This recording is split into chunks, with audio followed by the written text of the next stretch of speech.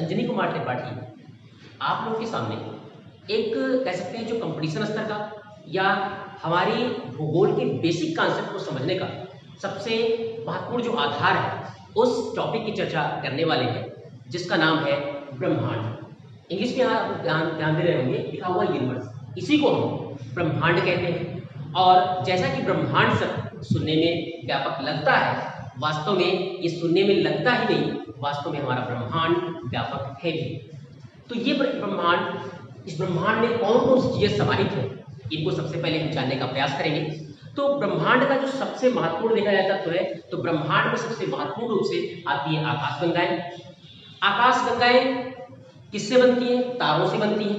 ठीक, फिर तारों के विभिन्न पदार्थों से निर्मित जो तत्व होते हैं वो ग्रह होते हैं, उपग्रह होते हैं। तो अगर संक्षिप्त रूप में हम देखें तो हमारा जो ब्रह्मांड है वो किन किन चीजों से निर्मित है, या हमारे ब्रह्मांड में क्या क्या चीजें सम्मिलित है, उसमें आकाशगंगा, तारे, तारों का समूह, सौर, हमारा सौरमंडल, अन्य ग्रह, उपग्रह, ये समस्त चीजें हमारे ब्रह्मांड के अंतर्गत सम्मिलित होती हैं। ठीक, अगर हम वैज्ञानिक अनुमानों की बात करें तो वैज्ञानिक अनुमानों के अनुसार इस दृश्य ब्रह्मांड में, अर्थात ये जो दिखाई पड़ने वाला हमारा ब्रह्मांड है, इसमें 100 अरब 100 अरब क्या है? आकाश गंगा है। ठीक, अभी हमने बात की थी, शुरुआत में ही समझाया था कि ब्रह्मांड का सबसे महत्वपूर्ण तत्व तो आकाशगंगा है, क्योंकि आकाशगंगा में ही तारे हैं और तारों से ही जो उद्भूत पदार्थ है, उससे निकले हुए जो पदार्थ है वो किसके अंतर्गत आते हैं? वो सब ग्रह उपग्रह के अंतर्गत आते हैं। तो इसीलिए हम मुख्य फोकस किस पे कर रहे हैं ब्रह्मांड के अंतर्गत? आकाशगंगाओं। तो एक जो हमारे ब्रह्मांड में अनुमानित जो आकाशगंगाओं की संख्या है वो कितनी है? 100 अरब। अब आप आकाशगंगा एक छोटी सी चीज मान रहे होंगे, लेकिन आकाशगंगा एक छोटी सी चीज नहीं है। आकाशगंगा वास्तव में तारों का एक विशाल समूह होती है। अभी जब हम आपको बताएंगे कि एक छोटी आकाशगंगा और एक बड़ी आकाशगंगा में तारों की संख्या कितनी है, तो अपने आप आपको यह अनुमान लग जाएगा कि 100 अरब आकाशगंगा का मतलब ये ब्रह्मांड कितना व्यापक, कितना विशाल होगा। ठीक, तो वैज्ञानिकों ने क्या बताया? वैज्ञानिकों ने बताया कि कुल 100 अरब आकाशगंगा हमारे ब्रह्मांड में विद्यमान है। अगर हम बात करें एक लघु आकार की आकाशगंगा की, तो एक लघु आकार की आकाशगंगा में कम से कम 1 करोड़ स्टार होते हैं। कितने होते हैं? 1 करोड़ स्टार। एक छोटी आकाशगंगा की बात की जा रही है। ठीक, तो 1 करोड़ तारों की संख्या होती है किसमें? एक छोटी आकाशगंगा में। लेकिन अगर हम एक विशाल आकाशगंगा की बात करें तो उसमें कम से कम 10 खरब तारे पाए जाते हैं। तो आप अनुमान लगा सकते हैं, छोटी आकाशगंगा 1 करोड़ तारे, बड़ी आकाशगंगा 10 खरब तारे, और कुल आकाशगंगाओं की संख्या कितनी है? 100 अरब है। तो आप अनुमान लगा सकते हैं कि हमारी आकाशगंगा या हमारा पूरा ब्रह्मांड कितना बड़ा होगा। ठीक, इतनी बातें तो क्लियर हो गई होगी। अब हम बात करते हैं कि आकाशगंगा वास्तव में क्या है। आकाशगंगा तारों का विशाल पुंज होता है। विशाल पुंज का मतलब विशाल समूह होता है जिसमें असंख्य मात्रा में तारे पाए जाते हैं। ये संख्या अभी आपको मिनिमम 1 करोड़ से लेकर 10 खरब तक बताई गई। ठीक, अब इन तारों के अतिरिक्त इस आकाशगंगा में क्या होता है? ठीक, आकाशगंगा में तारों के अतिरिक्त अगर हम बात करें यहाँ आकाशगंगा की, तो आकाशगंगा को इंग्लिश में हम गैलेक्सीज कहते हैं। तो आकाशगंगा क्या क्या चीजें होती हैं? आकाशगंगा में होते हैं तारे। आकाशगंगा में क्या होते हैं? तारे। और तारों के अलावा क्या होता है? गैस एवं धूलकण। क्या होते हैं? गैस एवं धूलकण भी होते हैं। ठीक, अब दिमाग में एक प्रश्न उठा होगा कि तारे कितने होते हैं और गैस एवं धूलकण कितने होते हैं? तो तारों का भाग, तो कितने की संख्या की बात नहीं, परसेंटेज 98% आकाशगंगा का जो भाग होता है वो किससे संबंधित होता है? तारों से होता है। और जो 2% हिस्सा होता है वो गैस एवं धूलकणों से बना होता है। ठीक, अब बात करते हैं हम इसके व्यास। तो एक आकाशगंगा का जो सामान्य व्यास होता है वो होता है 30,000 लाइट ईयर, 30,000 प्रकाश वर्ष। तो एक आकाशगंगा का सामान्य व्यास कितना होता है?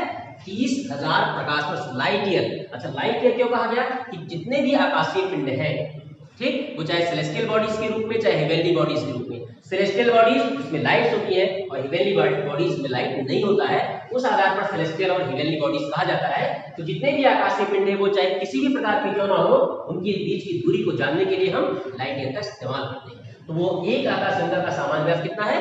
30,000 प्रकाश वर्ष है। और अगर हम इनके मध्य के बीच की दूरी की बात करें, मतलब केवल अंतराल की बात करें कि एक आकाशगंगा से दूसरे आकाशगंगा के बीच की दूरी, तो वो होती है 30 लाख प्रकाश वर्ष। कितनी हो गई?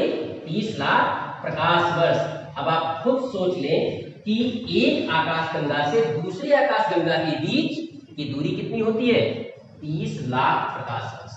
ठीक, और प्रकाश वर्ष जो होता है वो लगभग 92 अरब किलोमीटर के बराबर होता है। एक प्रकाश वर्ष लगभग 92 अरब किलोमीटर के बराबर होता है। तो अगर वो 30 लाख प्रकाश है वर्ष है, तो आप 92 अरब को 30 लाख से गुणा कर दीजिए, मल्टीप्लाई कर दीजिए, अपने आप पता चल जाएगा एक आकाशगंगा से दूसरे आकाशगंगा के बीच की दूरी कितनी है। तो जब केवल एक आकाशगंगा के दूसरे आकाशगंगा के बीच की दूरी इतनी है, तो 100 अरब आकाशगंगाओं के बीच की दूरी कितनी होगी? तो कितना विशाल ब्रह्मांड होगा, इसकी हम केवल कल्पना ही कर सकते हैं और वास्तविक धरातल पर उसको हम समझने का प्रयास केवल कर सकते हैं, ना कि उसकी यथार्थता को हम बता सकते हैं। कितनी बातें क्लियर हो गई? अब आगे बात करते हैं कि ब्रह्मांड, हमारा जो ब्रह्मांड है वो किन मुख्य तत्वों से मिलकर बना है। तो हमारे ब्रह्मांड के दो प्रमुख निर्माण तत्व हैं, एक है द्रव्यमान और दूसरा है ऊर्जा। याद रखिएगा, एक है द्रव्यमान और दूसरा है ऊर्जा। द्रव्यमान का सेंस है मैटर से, पदार्थों से, और ऊर्जा का मतलब है स्टार्स अर्थात ऑल सेलेस्टियल बॉडीज। अब इसमें एक और महत्वपूर्ण बात आती है कि ब्रह्मांड का व्यास लगभग कितना है। तो ब्रह्मांड का व्यास लगभग 93 मिलियन प्रकाश वर्ष है। कितना है? लगभग 93 मिलियन प्रकाश वर्ष है। और ये हमारा ब्रह्मांड जिसकी विशालकाय है, तो उसका घनत्व कम होगा। घनत्व क्या होगा? कम होगा। कारण क्या है? हमारे यहाँ एक यूनिवर्सल लॉ है, या कह सकते हैं यूनिवर्सल कॉन्सेप्ट है, जिसमें जितने भी आकार, जितने भी पिंड हैं, अगर उनका आकार बहुत बड़ा है तो उनका घनत्व कम, और छोटा आकार ज्यादा घनत्व। ये सामान्यतः नियम पाया जाता है जो हमारे ब्रह्मांड में विद्यमान है, जो हमारा ब्रह्मांड इस बात को प्रमाणित करता है। इसके अलावा अब हम बात करते हैं कि जो ब्रह्मांड में द्रव्यमान और ऊर्जा है, उसमें ऊर्जा की स्थिति क्या है। तो जो उसमें ऊर्जा अगर देखा जाए कुल, तो 72% भाग 72% हिस्सा वो किसके रूप में है ब्रह्मांड? वो एनर्जी की। वो किसके रूप में है? एनर्जी। द्रव्यमान और ऊर्जा जो दो प्रमुख निर्माण तत्व है, उसमें एनर्जी का रोल क्या है? अगर उसको हम 100% में कन्वर्ट करें तो 72% एनर्जी है, और इसको बोलते हैं डार्क एनर्जी। क्या कहता है? डार्क एनर्जी, अर्थात कृष्ण ऊर्जा के रूप में जाना जाता है। और जो 23% पार्ट है वो किसके रूप में आता है? उसको बोलते हैं डार्क मैटर। क्या बोलते हैं उसको? डार्क मैटर कहा जाता है, या फिर कृष्ण पदार्थ के रूप में उसको हम जानते हैं। ठीक, बाकी जो 4.6% पार्ट है वो परमाणु से निर्मित है। किससे निर्मित है? परमाणु से। ठीक, वो न्यूक्लियर एटम से निर्मित है। कुछ पार्ट और बच रहे हैं, उसमें अन्य तत्व शामिल हो जाते हैं, वो चाहे धूल कण के रूप में हो, चाहे गैस कण के रूप में हो। ठीक, तो ब्रह्मांड के निर्माण तत्वों में द्रव्यमान ऊर्जा है ही, लेकिन अगर उनको हम डेरिवेट करें तो सामने निकल के आता है कि 72% भाग डार्क एनर्जी के रूप में, 23% भाग डार्क मैटर के रूप में, और 4.6% भाग परमाणुओं के रूप में माना जाता है। ठीक, इतनी बातें क्लियर हो गई होंगी। अब हम बात करते हैं कि ब्रह्मांड की एज क्या है। तो किसी भी बॉडीज की, खासकर सेलेस्टियल बॉडीज हैं, ठीक है, या हेवनली बॉडीज है, उनकी एज का हम जो निर्धारण करते हैं, वो निर्धारण करते हैं उसमें कितने लंबे समय तक प्रकाश की उत्पत्ति हो पाती है। तो ब्रह्मांड में जो गैलेक्सीज हैं, उनसे निश्चित ऊर्जा के आधार पर, उनसे निश्चित जो भी प्रकाश है उसके आधार पर कुल आयु 13.75 बिलियन ईयर्स। कितना माना गया ब्रह्मांड क्या है? 13.75 बिलियन ईयर्स ब्रह्मांड की उम्र मानी गई। इतनी बातें क्लियर? ठीक, अब बात करते हैं कि ब्रह्मांड की बुद्धि को सुलझाने का काम किन किन विद्वानों ने किया। तो सबसे पहले टॉलेमी ने एक कॉन्सेप्ट दिया था, उस कॉन्सेप्ट का नाम था जियोसेंट्रिक कॉन्सेप्ट, जिसको हम भूकेंद्रित सिद्धांत कहते हैं। उनके अनुसार ये बता दिया गया, और ये बहुत पहले बता दिया गया था, लगभग 140 ईस्वी पूर्व में ईस्वी में बता दिया गया था। उन्होंने कहा था कि पृथ्वी हमारे ब्रह्मांड के केंद्र में है, और जितने आकाशीय पिंड है वो सब पृथ्वी की प्रतिमा करते हैं। जबकि अगर वर्तमान संदर्भ में देखें तो इस कॉन्सेप्ट में गलत है, और सामान्य आंखों से कोई भी देखेगा तो टॉलेमी का सिद्धांत सही है। क्यों? क्योंकि हमें पृथ्वी घूमती महसूस नहीं होती, ना दिखाई पड़ती है आपके आसपास। जैसे अगर एक क्यों सेलेस्टियल बॉडीज की बात करते हैं, स्टार की, तो सन क्या है? स्टार है, वही हमें चारों तरफ घूमता हुआ दिखता है, हमारी पृथ्वी घूमती हुई नहीं दिखती है। तो इसीलिए वो अनुमानों पर आधारित सिद्धांत था, लेकिन चूंकि वैज्ञानिक कोई तथ्य नहीं थे, ये इसलिए वो बहुत लंबे समय तक मान्य थे। ठीक, अब बात करते हैं हम दूसरे महत्वपूर्ण सिद्धांत की। तो सबसे पहले 1543 ईस्वी में कॉपरनिकस ने टालेमी के सिद्धांत को झूठा बताया, उसको गलत प्रमाणित कर दिया। उन्होंने कहा कि सूर्य ब्रह्मांड के केंद्र में स्थित है, ना कि पृथ्वी, और यही सत्य है।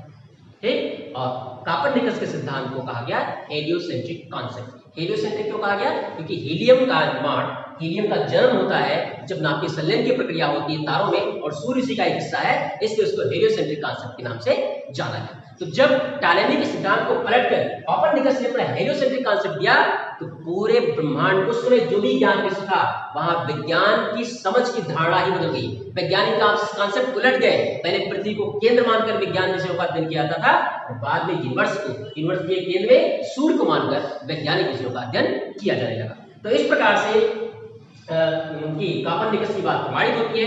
इसके अलावा पी हब्बल ने, जो कि अमेरिकी खगोल शास्त्री थे, हब्बल के नाम पर टेलीस्कोप भी है, उन्होंने रेड शिफ्ट घटना के आधार पर इस बात को प्रमाणित किया कि ये हमारा ब्रह्मांड है, ये दिन प्रतिदिन विस्तारित हो रहा है, फैल रहा है, आकाश गंगाओं के मध्य के बीच की दूरी बढ़ रही है। स्वाभाविक है, ब्रह्मांड में आकाश गंगाएं ही है, आकाश गंगा के बीच की दूरी अगर बढ़ेगी तो मतलब आकाश गंगाएं और दूर दूर जा रही है, और आकाश गंगाओं के दूर दूर जाने का मतलब हमारे ब्रह्मांड का विस्तार हो रहा है। इसी बात को डॉपलर थ्योरी के द्वारा भी समझाने का प्रयास किया गया।